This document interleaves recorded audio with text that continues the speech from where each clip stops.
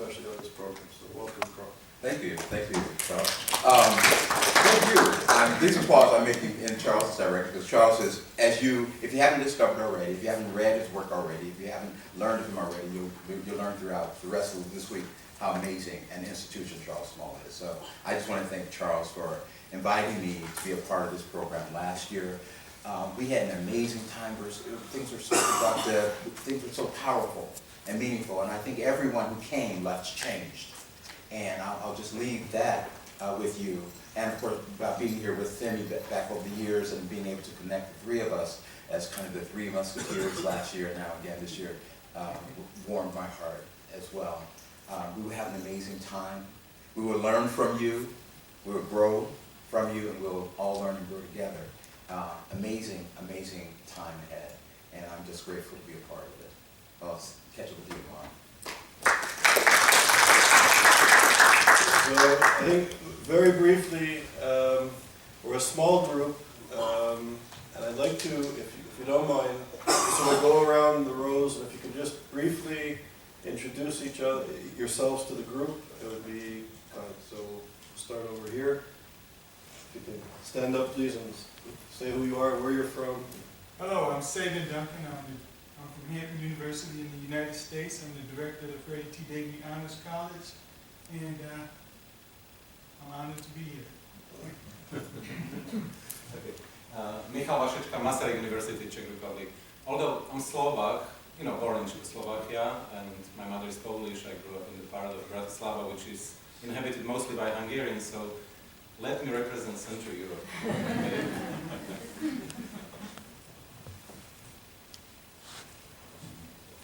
My name is Stephen Sussman. I'm a professor of public administration and public policy at Barry University in Miami, Florida, and I'm happy to be here.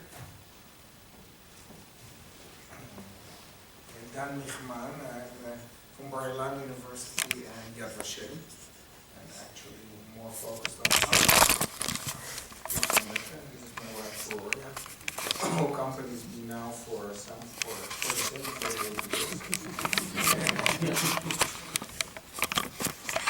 Hello, I'm Martina Zopala, Charles University of Prague, and I also would like to represent Central Europe. Okay, so I'm from the Prague.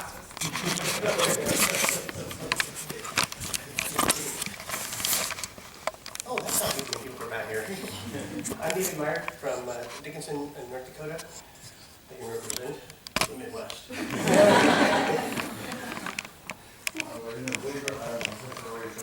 Director of Center at Globalization University. I represent not only Russia but primarily Asian population. And actually by ethical Mediterranean training as well. I'm Gil Kahn. I'm a professor of political science at King University in New Jersey. And while my original focus was on U.S. foreign policy decision making, it still is. I became much more involved with both Holocaust and anti-Semitism for about the last 15 years, and I've done a lot of work in that area as well. So I'm glad to be here. Hello, I am Judita Gryckiena from Vilnius, from Lithuania, from Vilnius University, and I'm professor in Jewish studies with a focus on the Jewish history in the Rwanda, Lithuania, and on the Lithuanian Jewish history, and I think at only one there was an Eastern Europe. So this is, I think, Central Europe. I'm from Poland. And my name is Małgorzata Domagacka. It's very difficult to pronounce, so it is the simplest version, Margaret, I think. And I'm a teacher of Polish literature, but my research subject is nationalism and anti-Semitism, so that's why I'm here. Thank you very much. Still Central Europe. I'm Eva Fülöp from Budapest, Hungary, and I teach social psychology, and my research area is processing of collective traumas and historical representations.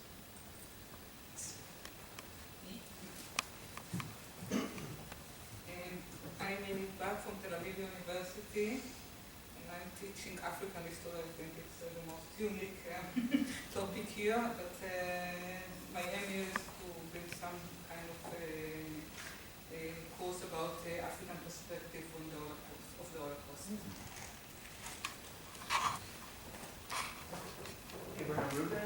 I'm from Israel. I got my PhD training in the US, and now I'm doing a postdoc at the University of Frankfurt. I'm Katya Gibel-Nevoa. I'm both Israeli and American, and a whole lot of complicated histories behind that. I'm at Grinnell College, which is in Iowa, but I'm not going to represent the Midwest.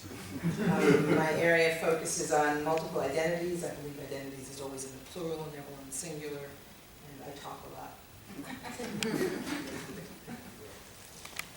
I am Sharon Porthouse. I teach at Connecticut College in Connecticut, US. I'm in religious studies, but I'm the person who represents Judaism, and I sort of have to do it soup to nuts for the undergraduates.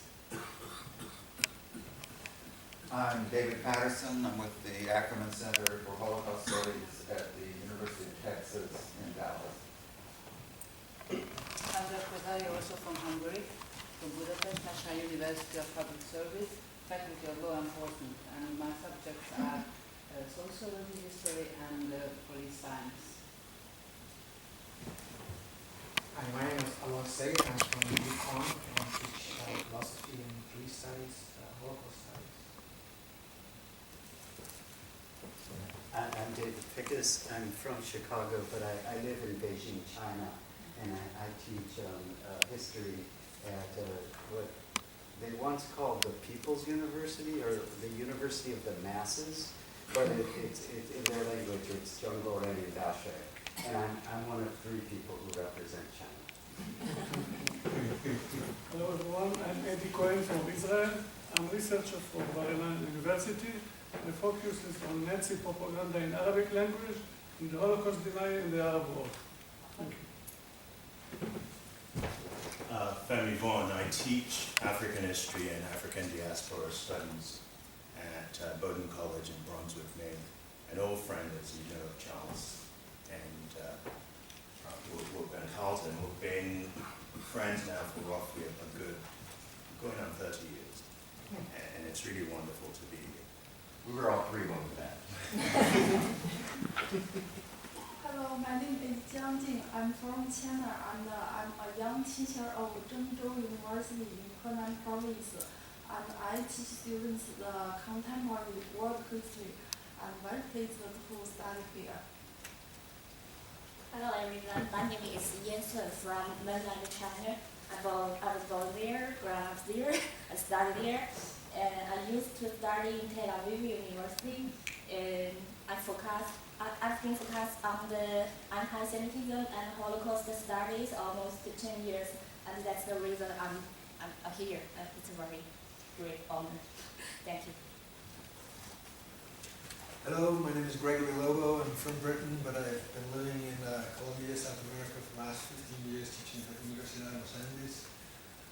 And while I've always thought about discourse and power and culture, I'm quite new to thinking about anti-Semitism and its relevance for especially the world at this moment. So I'm going to need a lot of help. Good evening. I'm Michael Lane from University of Maryland Eastern Shore. I'm a French and Francophone Studies specialist by trade, 19th and 20th century poetics.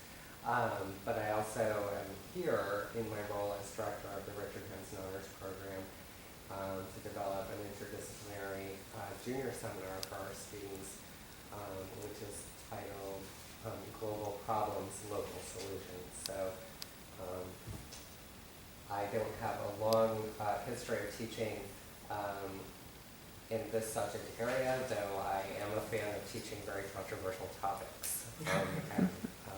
So I'm looking forward to learning from you all and building a stronger curriculum. Thanks.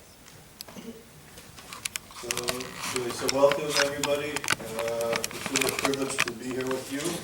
And I think we're in store for an intense 2 weeks of learning, of discussing, of debating.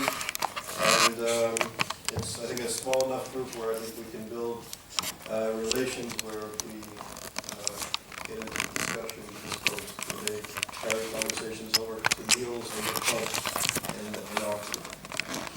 So I'm going to be very brief. So as you know, ISGAP, the Institute for the Study of Global Antisemitism and Policy, We're an organization that started in 2005.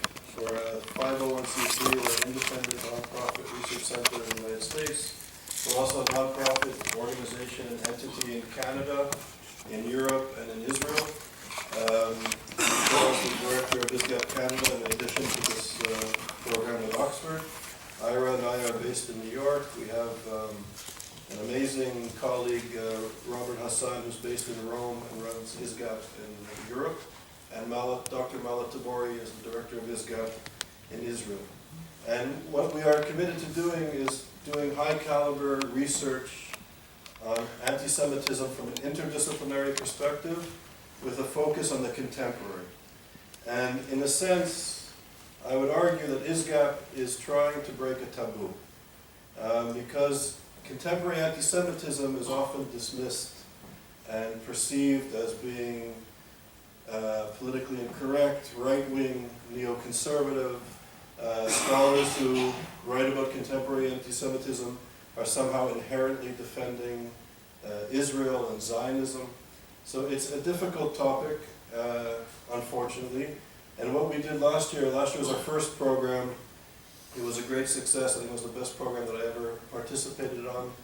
But in a sense, we're creating, in this program, we're helping you to create courses based on your excellence and your academic research, and to go back to your universities and teach courses on a subject that has basically been ignored. And I think it's been ignored for all sorts of reasons, which we're going to explore in great detail, and why there's such a silence, particularly, I think, in the academy, in the Western academy, to the rise of contemporary anti-Semitism.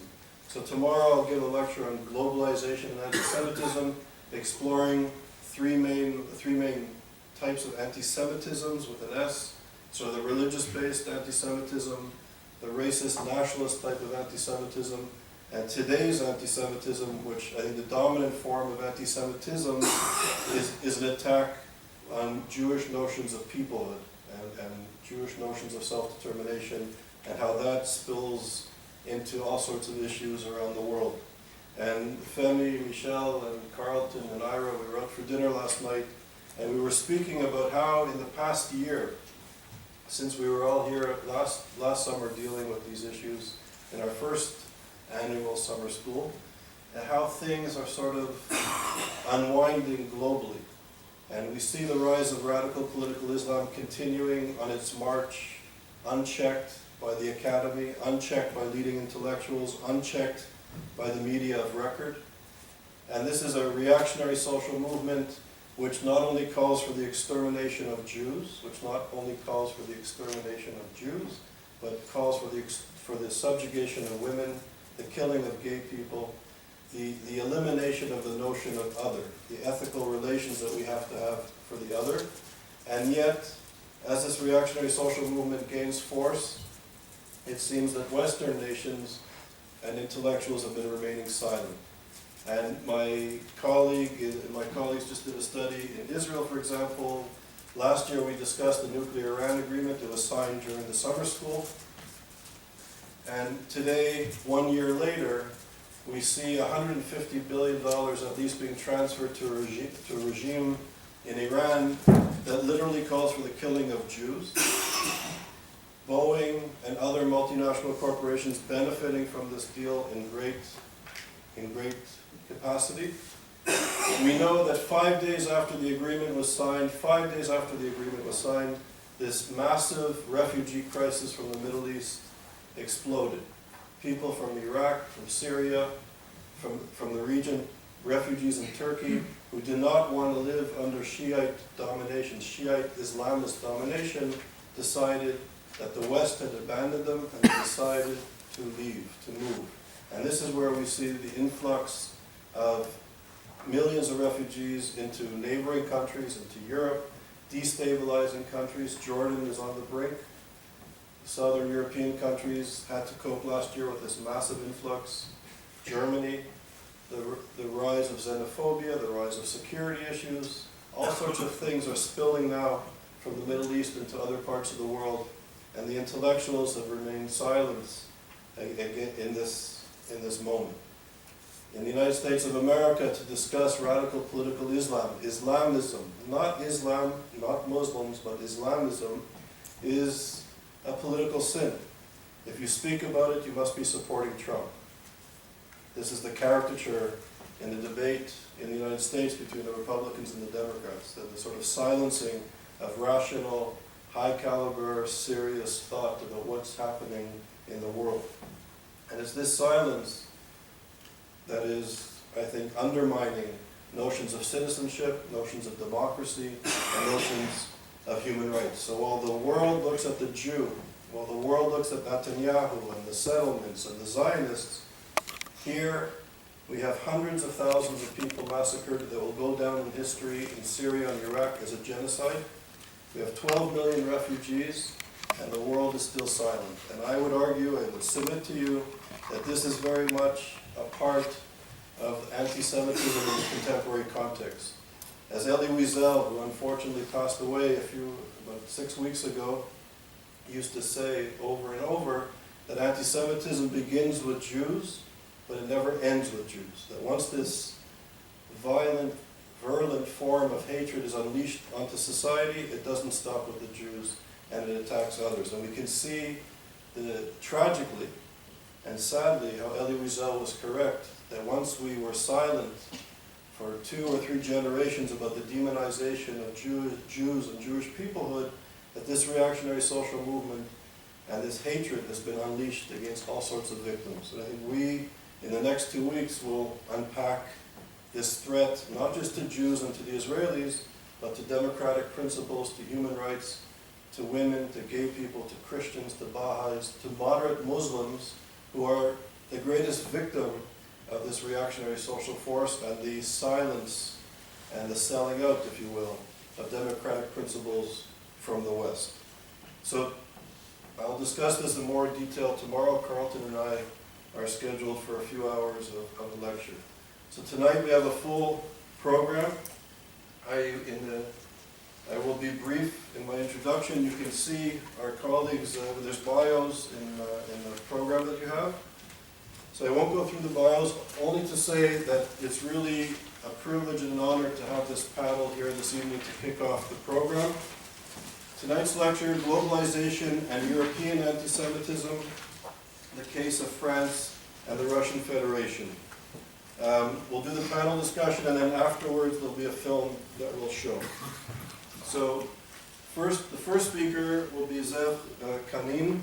Zev, you'll see the biography, comes from Israel, from Ariel University, from the Diaspora Affairs Ministry, and is also an expert on Russia, Ukraine, and various parts of Europe. He's also a colleague. It's thanks to him that ISGAP runs a program in Kiev, a seminar series. It's thanks to Zev's diplomacy and ingenuity that has allowed us to do this. He's now organizing a very special program for us in Bav Yar to commemorate the Bav Yar massacres.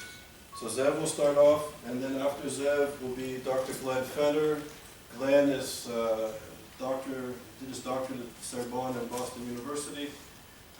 He's a senior research scholar with us at ISGAP and has played an instrumental role in a project that we're doing on the BDS movement, the Boycott, Divestment, and Sanctions movement against Israel. He's done amazing work on the Muslim Brotherhood and the ideology of radical political Islam. And to his right, we have Steve Uran, who is a scholar also from France, who will speak on French anti-Semitism. Steve is a scholar in France at the center at CNRS, the most prestigious research center in France. He's been at universities all over the world, including Stanford and many others, Oxford, Cambridge, and Tel Aviv University. He's been all over the world, so it's really a privilege that he's here with us as well. So Zev, if you'd like to come to the podium. And we'll,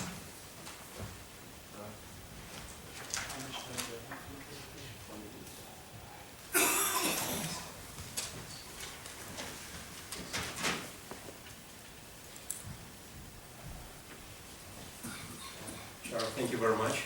And It's a pleasure to meet all of you, old friends, new friends, and it's a pleasure to be with you. I will try to use these 20 minutes, which I allocated for my presentation, to give you some flashlights concerning pretty recent research, which I was involved.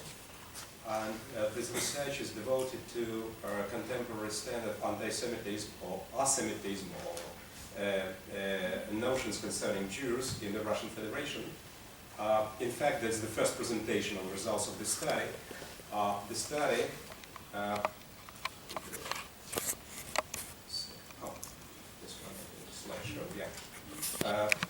the study actually was invited by the Russian Jewish Congress and conducted by Levada Center. Levada is the most prestigious center, my Russian colleagues know.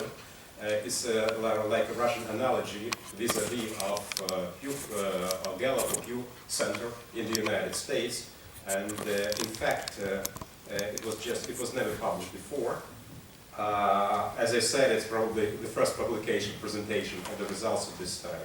So if we will start from the very beginning, I would say that the post-Soviet space, and including Russia, is a sort of a secure island for Jews. It may sound funny, because we knew that the Soviet Union was the place of discrimination of Jews, the place where Jews were behind the Iron Curtain, and the Jewish world did everything in its power in order to break down the Iron Curtain, to let the Jews escape from there as soon as possible in order to escape anti-Semitism. At the moment, we cannot say that it's the place where the situation of Jews is the worst in the world. In fact, concerning the number of anti-Semitic events there and public attitudes concerning Jews, probably the situation in Russia might be better than in France or in some other places in the Western world. However, we should be very careful in order to make this final conclusion. Probably I would be able to conclude this lecture to say it's a wonderful place for Jews, no problem, and there's nothing to talk about. In fact, it's opposite. It's far from being so. In fact, if we will have a look on one hand, what the public opinion, public notion concerning Jews in the former Soviet Union and Russia in general, you will see that according to this study, compared with this previous study of the same center, you will see that according to the opinion, general opinion of the population in the Russian Federation, you see that between Jews and Christians, meaning ethnic Russians, Christians, Christianity, the ethnic religion of Russians or Slavs in the Russian Federation. A overwhelming majority of people believe that Jews and Christians there share the common values and there are more in common than the conflicts. You can see that that majority of people believe that it's better to forget about all the evils of the past and to look into the future. Only 13, and if you will add to that those who had to say something like a quarter of people that believe that these two will never come together. So from this point of view, it's not a big problem. You will have a look, compare their different studies of the different years, starting from the mid-1990s until until the last century, until the last year, you will see that negative estimation sum is not so high. 12%, 16%, 15%, 20%, meaning that the majority of people approach to the Jews with a sympathy or like to anybody else. Only few, less than 15%, probably declare that their approach to Jews is irritation and hostility. On the other hand, if you will ask these people, I mean, that's a representative example of the Russian population, age of 18 and more. If we will ask them whether there is a substantial part of their neighbors, of the Russian citizens, they have a negative notion to Jews, only, neglectable share declare that almost everybody of the Russian citizens, they have a negative aspirations and a negative view concerning Jews. Still, more than 15% believe that it's more than the half. However, the substantial number of those who were questioned believe that there is no special negative reference to Jews in the Russian Federation, so we can forget about evils of the past. Majority of people believe that anti-Semitic estimations of Jews in the Russian Federation did not increase in the last year. However, even more believe that they decreased.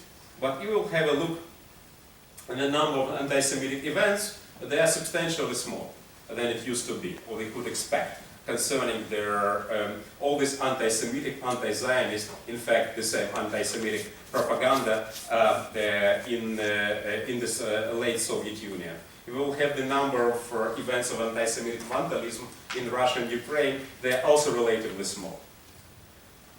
Why that happened? That happened due to the few reasons. The first reason, they said that the number of Jews in the Soviet or post-Soviet states decreased dramatically. So you do not see them.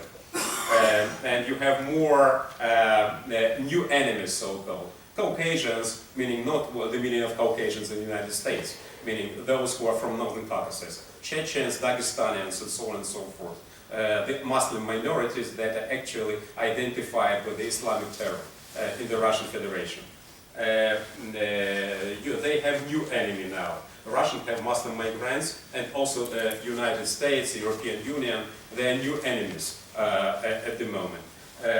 In Ukraine, that's Imperial Russia, which is going to take back the Ukrainian independence. And if you will take the Soviet and Caucasian nations, Armenia and Azerbaijan, they are very much involved in war against each other and don't have time to think about Jews. So if we will think about other reasons why the anti-Semitism is decreasing there, is also an interesting point that we will see in Russia.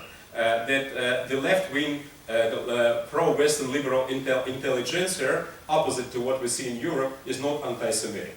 Actually, the Jewish national movement in the Soviet Union was a part of a dissident pro-Western liberal movement, and Jews are seen their allies struggle against conservative dictatorial regime. So Russian intellectuals that have an influence on the public policy and ideology in Russia, they're actually philo-Semitic rather than anti-Semitic. In spite of the support of the Russian Federation of, let me put it this way, much more pro-Arab rather than pro-Israeli orientation of the Russian foreign policy in the Middle East. Russian Muslims are actually the ethnic Muslims. The radical Islamism in Russia is not developed so much. Meantime, that is why, if we are talking about Muslim groups of the population in Russia, Russia in fact boasts one of the largest, probably the largest Muslim minority in Europe, but still it's much more, we are talking about Tatars and Chechens and other groups, ethnic Muslims, rather than focused radical Muslim groups. So from this point of view, we do have some elements of this new Islamic anti-Semitism, but it's not much more developed in Russia. And finally, still, we should not forget that the Russian regime is an authoritarian one. And according to the Russian regime, anything which is not, how we put it, authorized from above is not welcome. So as well as the anti-Semitism in the Soviet Union was a part of the official policy, at the moment anti-Semitism is not a part of the official policy. As this is not welcome from above, people less involved in that. However, we should not be, it would be wrong to believe, as you can see here, that shifting of antipathy and negativity to, say, Ukraine, European Union, and so on, removes the internal ethnic conflict in principle. People see, and this research showed, not a few elements of xenophobia, which could be used by the government or public forces in future. In fact, most of the experts believe that in spite of the fact that there is no open and strong anti-Semitism in the Russian Federation, there is a sort of a, they call it, Levada Center people define it as asemitism, meaning they're not anti-Semit, but they're not philo-Semit. The fact that they're not official and open anti-Semites doesn't mean that they're positively approached to Jews. And this pretty coincide with their contemporary level of xenophobia in the Russian Federation. For instance, when people were asked whether they support the idea that Russia для русских, Russia for ethnic Russians only, on the other hand, quite a small number of people supported this idea, less than 50 probably, 20% or so. At the same time, more or less the same number, about 1/3, supported the opposite idea, that it's a real fascism, and not a more contemporary person should not support it. But about 40%, as you see, according to this Levada Center research, said that it might be a good idea, but people should not say this openly. We could consider it, but maybe in future. And that means that there is something inside concerning this issue. You can see that the number of those who believe that ethnic Russians should enjoy some privileges vis-à-vis other ethnic groups grew twice, starting from in comparison to the early 1990s. If you will have a look on the attitude of the others, you mean ethnic groups, ethnic and religious group, you see that the number of those who approach to the other in the Russian Federation decreasing all the time, and at the same time the number of those who hate them also decreasing. At the same time, quite a number of people still believe there is no such a thing, that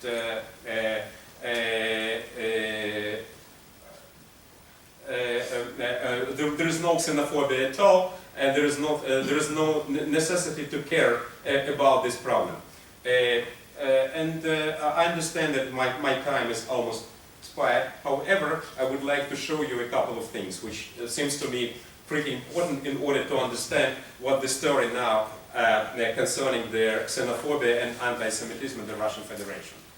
On one hand, if you will have a look about the list of groups which attract the most antipathy for the Russian citizens, Jews actually are, Jews are actually second to the end. Only 10% said that they attract the specific antipathy of the Russian population. Those who are first in line are actually Roma, the immigrants from Southern Caucasus and from Central Asia. On the other hand, Americans are also in the same line. America is the enemy at the moment. Not the full meaning of the word, it's not the Cold War, of course we are not there. Hopefully we will not be there anymore, but still they enjoy quite respectable number 4 place among the list of enemy. The Jews actually, as I said, second in the end. If you will have a look at in terms of the historical retrospective, Jews actually the toughest number, a little bit more than 20%, had place in 2002. In the last year, actually only 8%. There were, it will take their combination of the negative notions and negative approach to Jews expressed such, as I said, in 2015. A overwhelming majority of the Russian population still believe that they don't have anything against of having a look at having a Jew as a colleague at work, as a boss at work, as a business partner, and so on and so forth. Still, you can see that if we will take the most close relation, meaning to see them as a part of the family, quite few, less than half, agree to take that, agree with that. And the Bagardus social distance that we all use Many people, quite a number of experts believe that it's not an exact definition of the real situation. However, everybody uses it everywhere. So the Jews, from the Bagardo's point of view, scale point of view, they take the third place in line after Americans and Georgians. In America, there is a global competition between Russian Federation and America, and the Georgians, they were in the stand of war just a few years ago, as you know. The Jews, number 3 in line. So how can we compare that? So on one hand, openly, it's not in to express anti-Jewish feelings in the Russian Federation. On the other hand, anti-Jewish notion that Antisemitism, like Levada Center people they put it, they're still inside. So we should not be surprised if we will have a look at the manifestations of anti-Semitism. That's the center of Moscow, by the way. Жиды вон из России. Pikes, get out from Russia. There is a long list of specific indications of hostility against Jews. I don't have time to define and to explain all of them. Political anti-Semitism, media anti-Semitism, playing Jewish card in politics, Ukrainian-Russian crisis had its own Jewish aspect, blackmailing of political enemies by using their definition of Jew, bureaucratic anti-Semitism, and so on and so forth. Still, for me it was quite a big surprise. I didn't believe that people still believe the Jews rule the world in Russia. I didn't believe that what happened, the descendants of the legacy of the Soviet time is still there, but it's still there. So as you can see, many respondents thought that Jews rule the Russia and the world like an obvious fact. For example, one of their respondents, when he was asked, does he believe that Jews could one day be the head of the Russian state, the president of Russia, he said, that happens all the time. They rule Russia. Lenin, some you think. Lenin is Jewish, half Jewish. All of his counterparts, they were Jews. Practically all of them. And Yeltsin is Jewish, Medvedev is Jewish. By the way, I've heard that Vladimir Vladimirovich Putin is Jewish as well. He said, they say that he's also a Mason. As we know, anti-Zionism is a contemporary form of anti-Semitism. According to one of the studies, if you have a crowd of people who are concentrated in order to express their unacceptance of Israeli policy and declare their anti-Zionism, 70% of them at least are anti-Semites. On one hand, you can see that about 60% of the Russian population, when they are asked whether they know or whether they are able to define what Zionism is, they were unable to do so. 20%, but only 20% believe that it's just a national movement of the Jewish people, like anything, like national movement and anybody else. Excuse me, only 8%. 20% still believe that Zionism is something about bringing Jewish people to rule the world. Still, as you can see, more than half of those who were questioned believe that it's not a good idea that a Jew will become president of Russia. Actually, I believe that many people in the West also wouldn't say that it's a good idea that a Jew will be a leader of their country. I don't think what about Israelis, by the way. However, if we will come back to anti-Jewish stereotypes, you see that we have more or less the constant number of those who agree that Jews should be partly blamed for anti-Semitism. Some of the guys said, in answering the questionnaire, they say that anti-Semitism is a result of Semitism. When he was asked what does he mean by saying Semitism, they said the Jews bring their counterparts, their co-ethnic people, to rule and to capture the better places in the bureaucracy, in the politics, in the government, in the economy, in culture, and so on and so forth. That's why they're trying to be advanced and advance their people. He calls it Semitism. should there not be Semitism, there will not be anti-Semitism. Russians, some of the Russians still believe that Jews define themselves as the chosen people. For me, it was a big surprise that still 13% believe that Jews should be blamed for crucifixion. Okay, 13%. But for me, more interesting that about 60% said they don't know. Okay, whether they should be blamed for that or should not be blamed for that. Well, however, the major problem, as you can see here, is still that substantial part of the Russian population still believe the Jews have double loyalty. And many still believe that they are, that they support, that they loyal to their people and to their state, meaning Israel, much more than Russia. Still, we shouldn't overestimate, exaggerate that. Still, we are unable to define Russia and the Russian population as clearly anti-Semitic. We are unable to define what are the remnants of what happened in the Soviet times or what is new, I mean, new forms of anti-Semitism. In fact, such new forms of anti-Semitism as Islamic anti-Semitism, radical right-wing anti-Semitism, anti-Zionism is pretty new for Russia. But still, we also should take into account the fact that there is no public demand for that, for contemporary anti-Semitism. We hope that the position of the Russian government will not change. Contemporary Russian government is not anti-Semitic. Vladimir Putin is not anti-Semitic.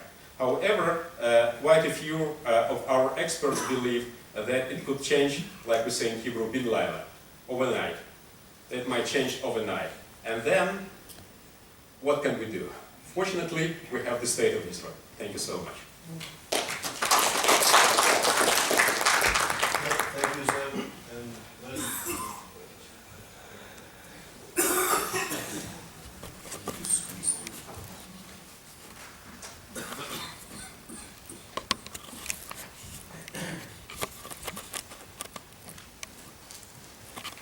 Thank you for that fascinating talk on anti-Semitism in Russia.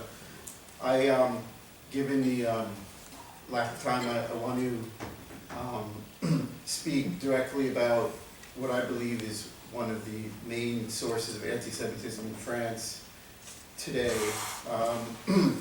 I first started thinking about the issue of anti-Semitism in France around 15 years ago. I was actually walking on the Champs-Élysées around 15 years ago, and I went to buy something in a kiosk. And to my shock, I discovered in that kiosk, not only was he selling gum and magazines and things like that, but a variety of books, which I recognized immediately because I was working in counterterrorism at the time, that were part of a kind of radical Islamist ideology.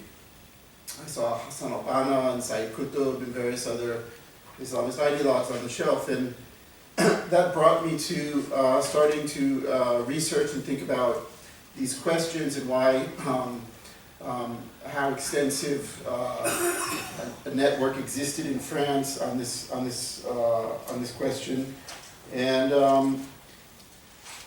it led to my first publication around 15 years ago, warning France that there was a problem with a social and political and you could say pseudo-religious reactionary movement that was developing in France, which was provoking, ideologically provoking anti-Semitic attacks, which were on the rise back then. There was a kind of wave of anti-Semitism in early 2000, and they kind of culminated in the horrific kidnapping and torturing of Ilan Halimi. We're going to see a movie about that. But at the time, and one could argue even until today, there was the protest was largely concentrated within the Jewish community. There wasn't there wasn't a kind of mass mobilization against this problem.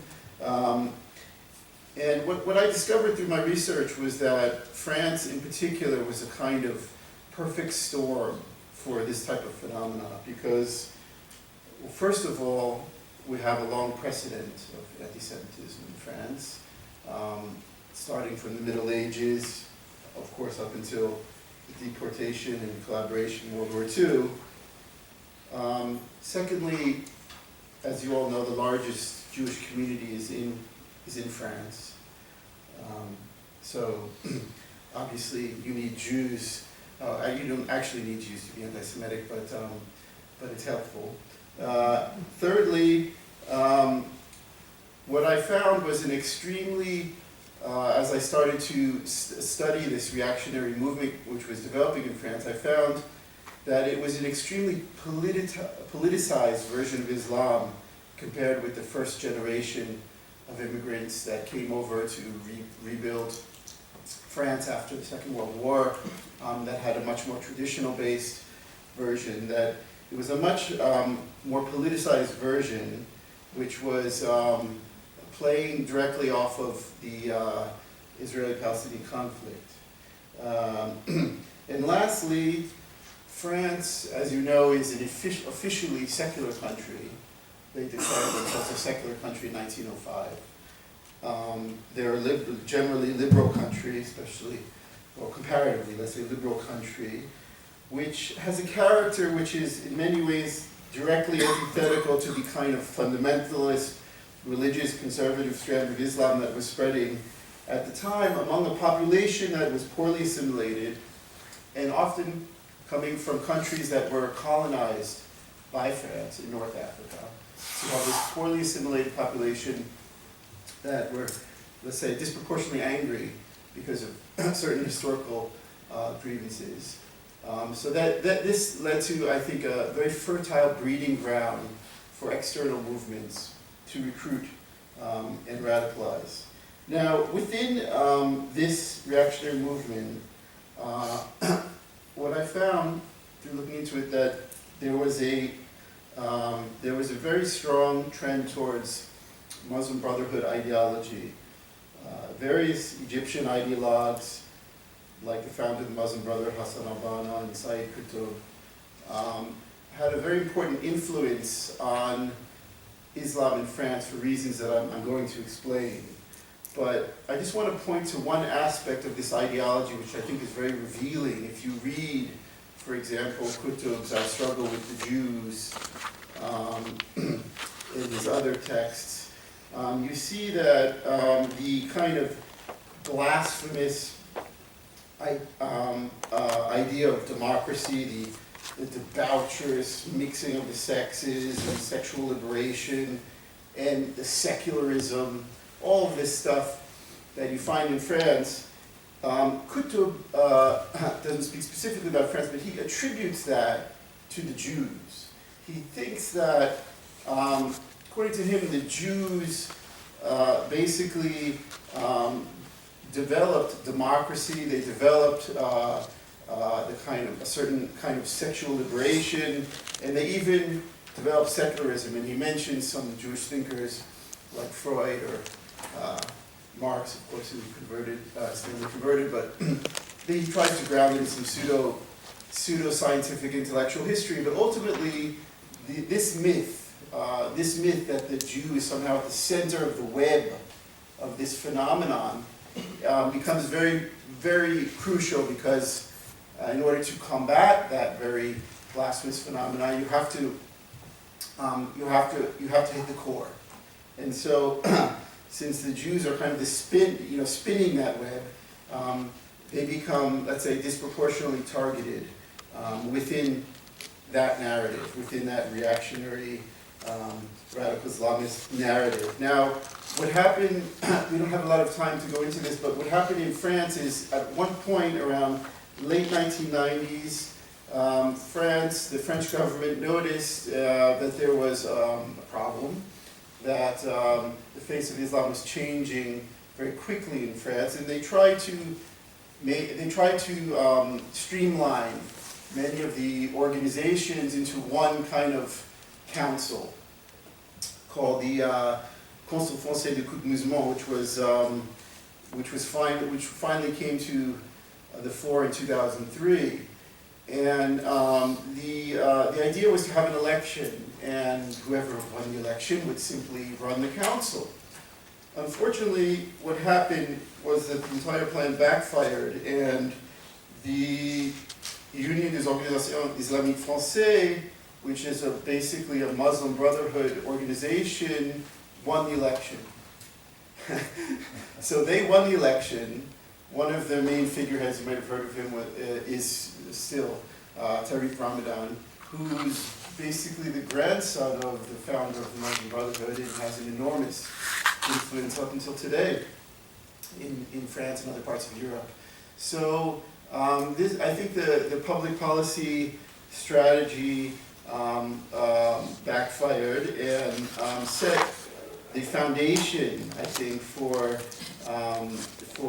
an ideology in France which shifted from the kind of traditional version of Islam to a more politicized version, which, like I said, uses the Israeli-Palestinian conflict to attack Jewish peoplehood and combines that with various conspiracy theories, which really you can trace all the way back to the ideas of Qutb. And even before, we know, of course, that there was some cross-fertilization between these radical Islamist movements and Nazi ideology. And so they took many, al-Husseini, who of course was in cahoots with the Nazis, took some of these conspiracy theories from the Nazis and adapted them into a more pseudo-theological framework.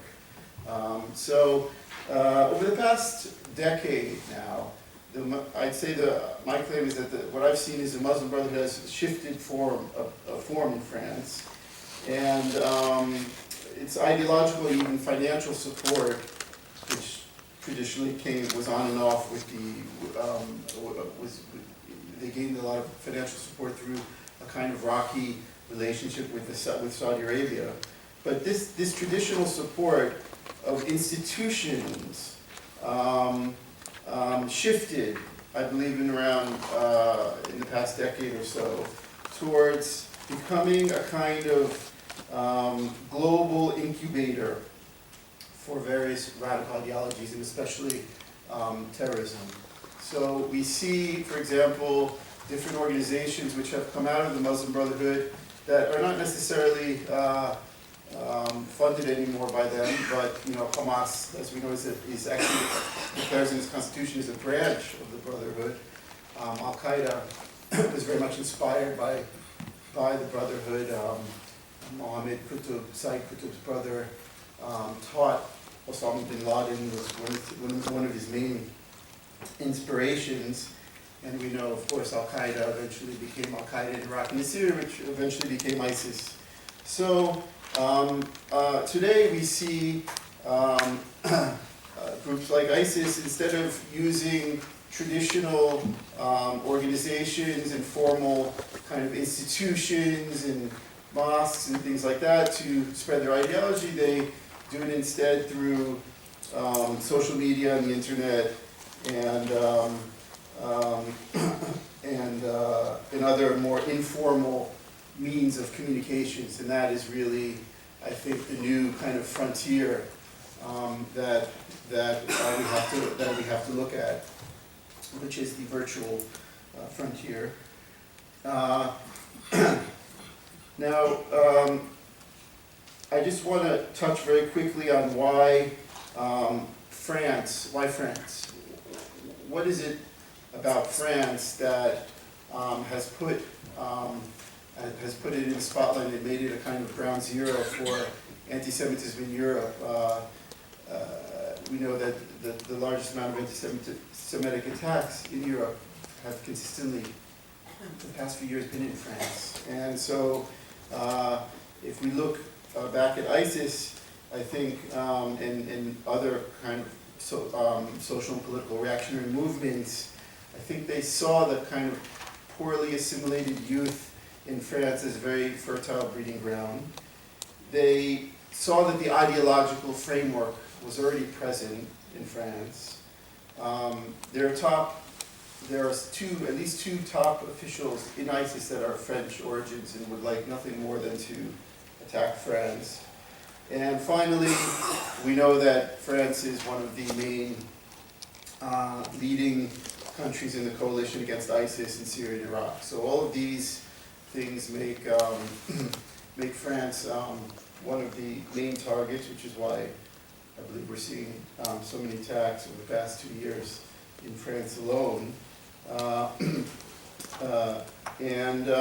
Of course, going back to specifically anti-Semitism, since the Jew is the source of this debaucherous, secular conspiracy to destroy Islam, because that's what Qutb thinks, is that it's actually a conspiracy to destroy Islam.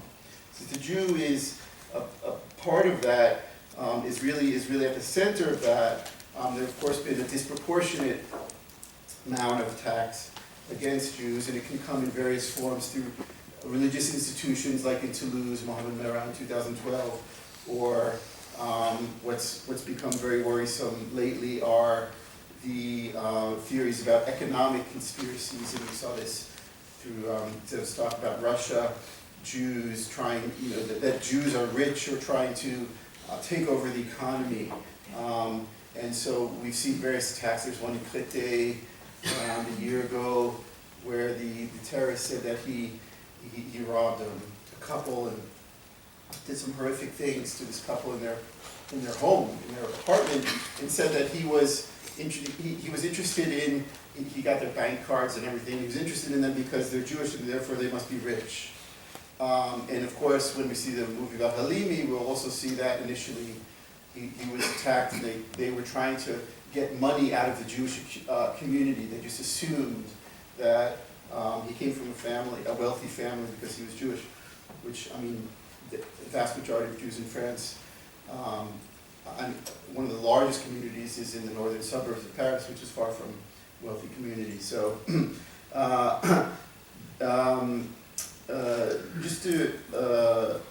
just to kind of wrap up, since I'm running out of time,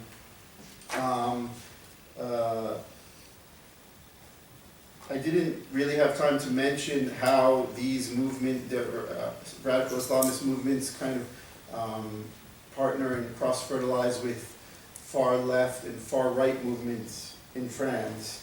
And this, maybe Steve will talk a little bit about this.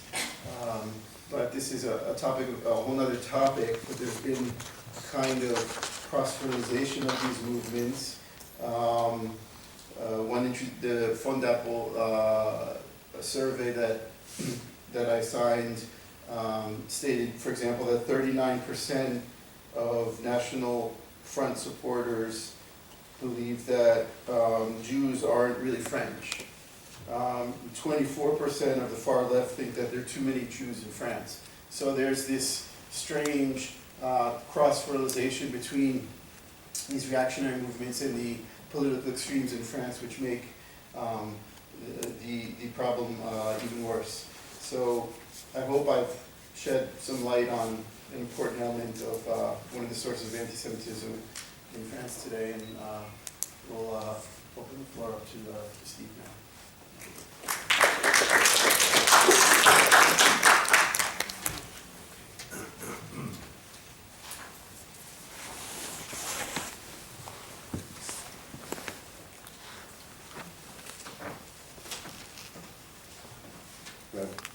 May I close the computer? Sure. I'm not the boss. I must start out, excuse me, by apologizing.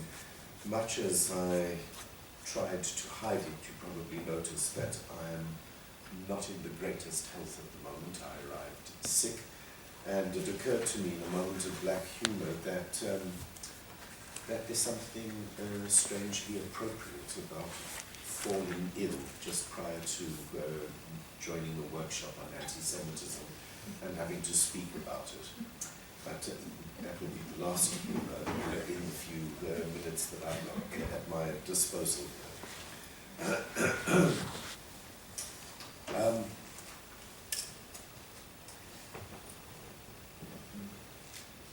the short time that I've got available, perhaps a word on what I'm not going to do, and also on what I am going to do. I'm not going to give a day-by-day, blow-by-blow account of contemporary anti-Semitism in France.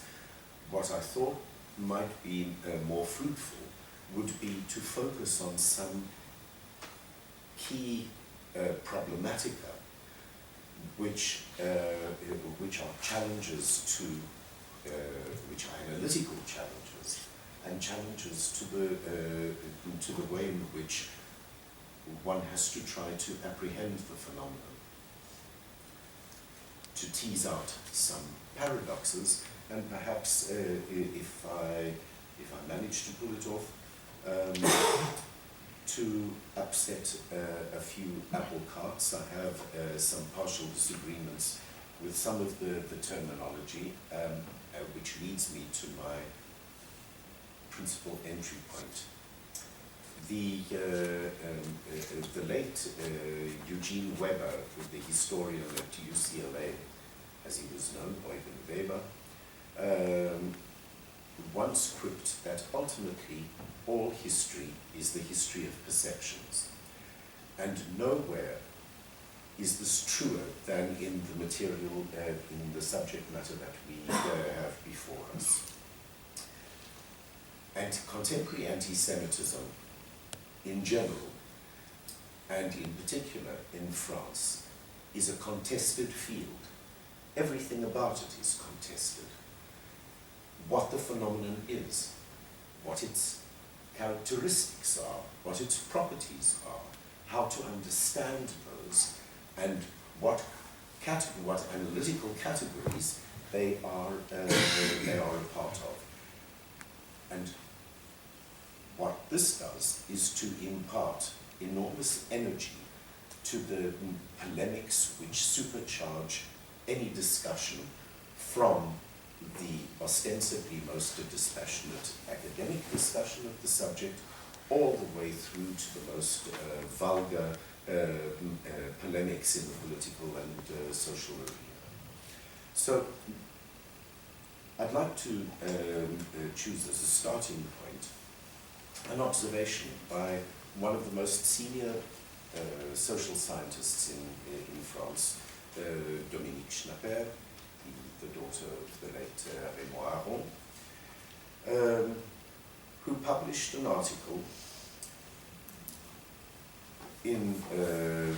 which appeared in 2000, in which she surveyed the state of French Jewry, pointing out that the Franco-Jewish model of a confessionalized Jewish identity was forged in what she, quote, a passionate and enchanted relationship with France.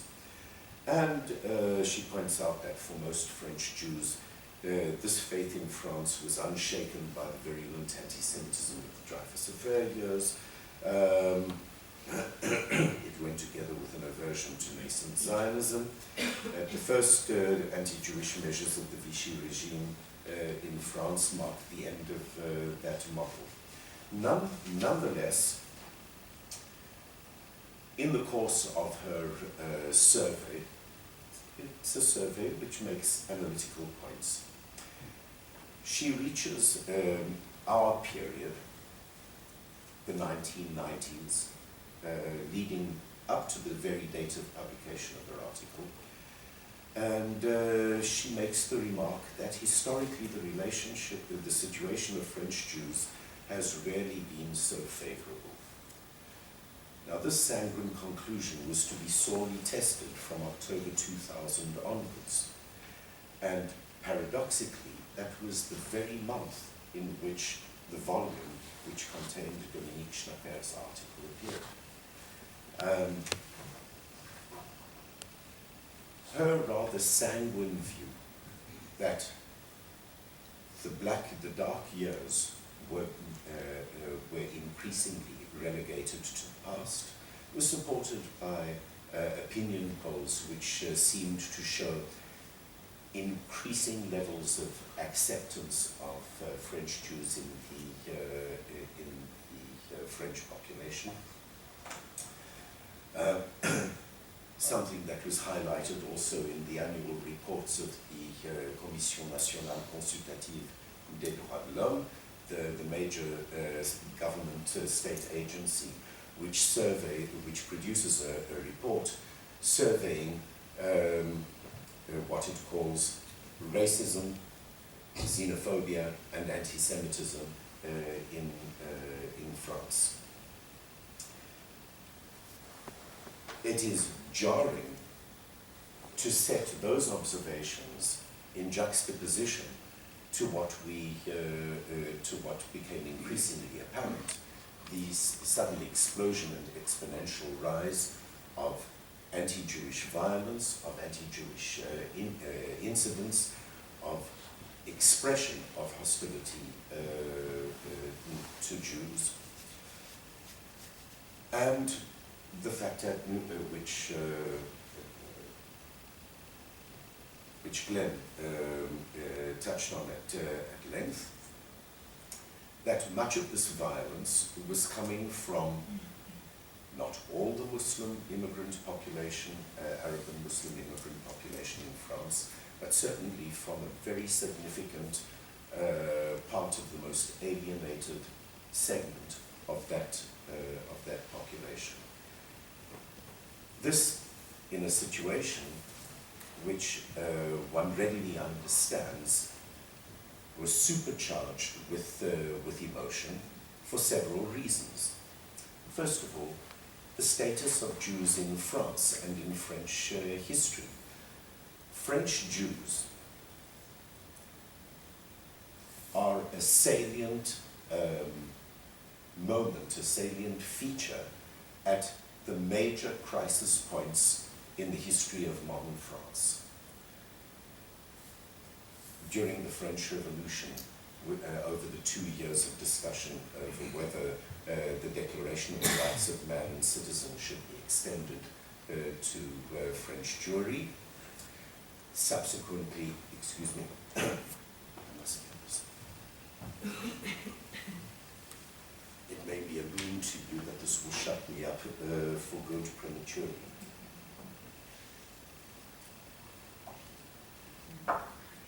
During the Dreyfus affair, when the very notion of the intellectual as the conscience of his society was forged, the anti-Semitism, which was a central feature during the Dreyfus affair, at a moment of ideological flux, of the forging of a third way, ideologically between the traditional clericalist right-wing Catholic hostility towards Jews and towards French Republican democracy, and currents in democratic and progressive thought in France, and with the confluence of elements of these currents in the upsurge of this populist anti-Semitism, and likewise, as was mentioned before, the Jews and hostility to the Jews absolutely central and salient in the so-called national revolution of Vichy France. And the construction of the legitimacy of the French Republican regime in the post-1945 period takes self-consciously and directly Vichy France, the tradition of the French, progressive French intellectuals at the time of the Dreyfus affair, and the values of the Republic derived from the French Revolution. All of these things are deeply felt references and catchphrases. One sees the salience of the Jews at important points along this trajectory. Likewise, in the post-1945 world with the process of decolonization, France, as you know, fought a particularly brutal war against the Algerian nationalists, a war which involved massive atrocities and brutality. It absolutely had a defining impact upon upon the French political left in that period and subsequently. And this feeds directly into the difficulty in apprehending this upsurge of anti-Jewish hostility from part of this alienated segment of the immigrant population originating in mainly Muslim Arab North Africa and in some countries, majority Muslim countries in sub-Saharan Africa, most of these former French colonies. Now, excuse me.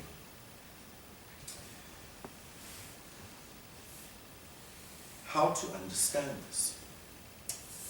The annual report of the National Consultative Commission on Human Rights, by grouping together racism, xenophobia, although it treats these as discrete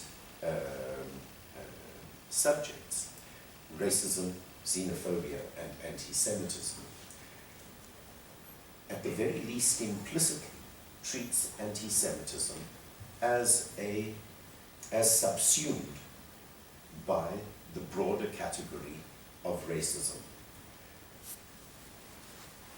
And I think rather, it's a very strong conviction that I have, that this is a fundamental error, even if, to be sure, different kinds of prejudices of those classes do tend to overlap in certain respects.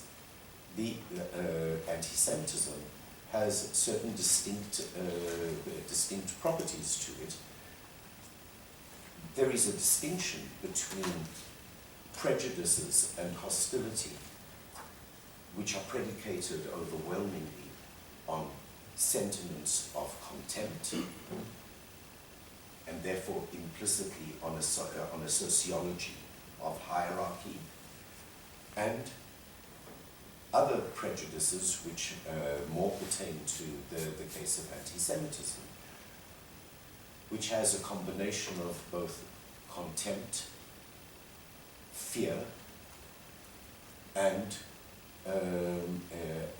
of a sense of threat, of hatred. It is less hierarchy that is involved there than the notion that the Jews constitute a malign presence and a malign force in society. This is not quite the attitude, not quite the perception, with my apologies to Weber, of the immigrant sub-Saharan African populations in France, or of the North African Arab populations in France, who, without a shadow of doubt, suffer from and experience systematic and systemic discrimination, all sorts of disabilities and obstacles in their attempt to feed their families and to find a place of acceptance in the society. Now, with the beginning of this upsurge in anti-Jewish hostility, in word and in deed, and I think that these are perhaps a few moments that are worth dwelling on, and if I may make a modest suggestion to the workshop, to focus in the course of your deliberations and discussions on anti-Semitism as a matter of ideas, words, and deeds, and an attempt to, and the need to assess the dynamics which allow these things to acquire traction and a mobilizing force in the society. Soon after the beginning of this outbreak of hostility, and this comes to what I'd like to do, I don't know how I'm doing for time over here, but to choose a few, I suggest, both emblematic and paradigmatic examples of interventions in the national debate. Incidentally, quick parenthesis, most of French social science was simply at a loss as to how to understand these things. There are very few in-depth monographic studies by French social scientists. One can count them on the fingers, more or less, of 1.5 hands. And at the same time, there are also a number of prominent French academic social scientists who have essentially dismissed the significance of anti-Jewish hostility in France, claiming that all of this can be simply reduced to problems in the social order, social problems, that the actual the Jewishness is not a salient issue at all, but none of them really or bringing the argument that it is, quote, the importation of the Israel-Arab and Israel-Palestinian conflict into France, which explains this upsurge in hostility, failing to explain, at least in any compelling manner to my mind, why, if there is great upsurge of anger against actions and policies of the Israeli government, why that should lead to rioting, vandalism, and assault, all the way to the cases of murder which were mentioned by Glenn, not of the tormentors of the Palestinians as they see it on the eastern seaboard of the Mediterranean, but of Jewish neighbors and residents in Paris and in the other big industrial cities in France. Pascal Boniface, the director of the Institute of International and Strategic Relations, published an op-ed article in Le Monde in 2000 entitled "Letter to an Israeli Friend," and he warned that by blindly supporting Israeli policy, which is considered by more and more people as unjust, if not odious, the French Jewish community runs the risk of isolating itself. And he went on to say that it would be preferable for everyone to ensure that universal principles are respected, not the weight of his own community. This touches a deep chord in the legitimizing, in basically the foundation of political legitimacy of the French Republican regime over the last many decades, that it is derived from an ideology which paradoxically is at the same time universalist and nationalist, egalitarian and elitist, and in the tension between those terms, you have the interventions in the public polemics and debates giving greater or lesser weight to one or the other of these terms. Boniface went on to say that the Jewish community could well be the loser to the more numerous Arabs and Muslims in France if these were to organize. This was a not so veiled warning to the Jewish community of France to distance, 5 minutes, to distance itself from Israel. And incidentally, forgive me, I can't quite remember, you made a point, madam, about multiple identities earlier, which touches a sympathetic chord in me. What is interesting in these kinds of interventions, and notice I have not termed this anti-Semitism yet. I go along with Anthony Julius, who argues that there is, that these are phenomena which are extremely fluid, and one is facing not red lines being crossed, but rather something akin to the pollution of the city's water supply. These are continua of attitudes that one needs to watch very carefully analytically.